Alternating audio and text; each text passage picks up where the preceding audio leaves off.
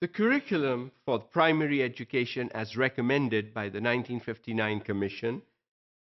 Number one, the curriculum needed to be according to the need and ability of the child. So you had to focus on the developmental level. What can a child in grade 1, 2, 3, 4, and 5 do and provide that?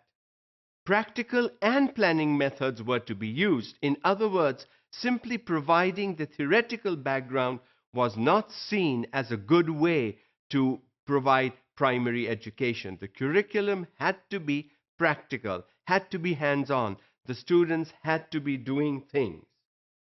The national language had to be taught, which was Urdu. Obviously, the 1947 recommendation of making Urdu the medium of instruction had not really succeeded.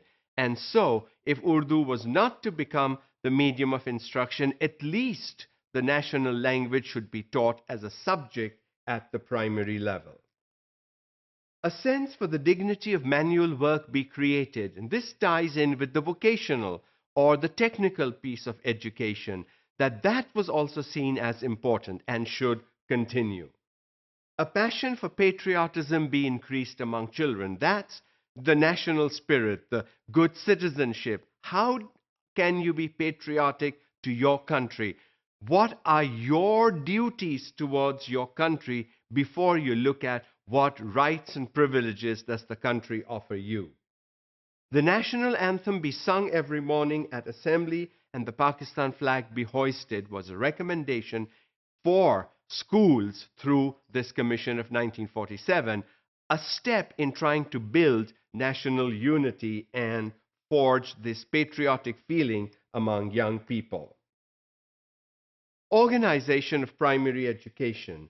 Primary education was to be organized at the district level. The responsibility was given to the different districts of the country. An education committee be set up in every district with the deputy commissioner as its chairman and the district education officer along with 4 other members. So it was not seen as a one-person show. This was seen as a committee working together at the district level to promote education. Every district be divided into union committees, which should consist of 3 members nominated by the deputy commissioner of the district. So even the big committee and then subcommittees that would be working on different areas of education, trying to promote education in the country. The power of the transfer of teachers be given to the union committees. Again, it was not given to the district education officer, it was not given to the deputy commissioner, it was given to the committee. These things were not to be one-person matters. Financing for primary education was seen land, property, and equipments of primary schools should be the responsibility of the people. So the district had to look at and provide the land, the materials, the facilities, etc., to build and develop the schools at the different district levels. Half of the total expenditure of primary education should be borne by the provincial governments, and the other half be met through district taxes. So it was to be shared. The government would do half, and the people, through the taxes the district would pay, would take up the other half of the money matters that are needed to run schools and provide good quality education to children. A provincial committee be set up to meet the educational needs under the chairmanship of the governor. What educational needs need funding? Who is going to decide what is the priority for the funding? An area, a district may need 2, 3 things. All of those can't happen simultaneously at the same time.